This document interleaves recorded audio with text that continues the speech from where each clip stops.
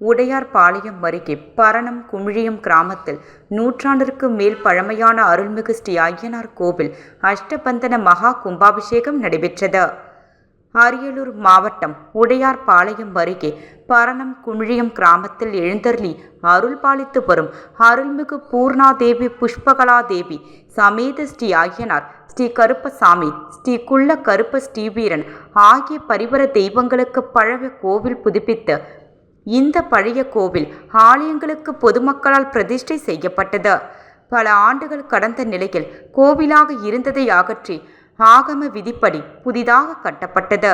கட்டுமான பணிகள் முடிவடைந்த நிலையில் திருக்கோவிலின் அஷ்டபந்தன கும்பாபிஷேகம் நடைபெற்றது. புனித நீரான கங்கை தீர்த்தம், காவிரி தீர்த்தம், கும்பகோணம் மகாமக குளத்தின் தீர்த்தம், ராமேஸ்வரம் கோட்டி தீர்த்தம், காவேரி கொள்ளிடம் நதிகள் உள்ளிட்ட புனித நீர்களை பூஜை செய்து அக்னி குண்டங்கள் வளர்த்து 8 சிவாச்சாரியர்கள் வேத மந்திரங்கள் ஓத மங்கள வாத்தியங்கள் முழங்க பூஜை நடைபெற்றது.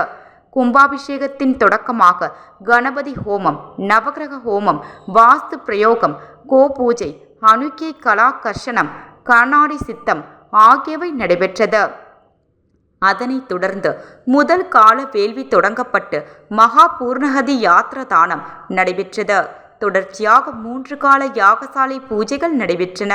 வேள்வி சாலையில் இருந்த பட்டாசு சத்தங்கள் விண்ணை பிளக்க, மங்கள இசையுடன் நாதஸ்வரம் இசைக்க, மங்கள பரிவாரங்களுடன் புனித தீர்த்தக்கட புறப்பாட்டு கோவிலை வலம் வந்து சிவாச்சாரியர்கள் வேத மந்திரங்கள் ஓத, கருட பகவான் வானத்தில் வட்டமடிக்க, புனித நீரானது விமான கலசத்தில் ஊற்றப்பட்டு தீபாரதனை காண்பிக்கப்பட்டது.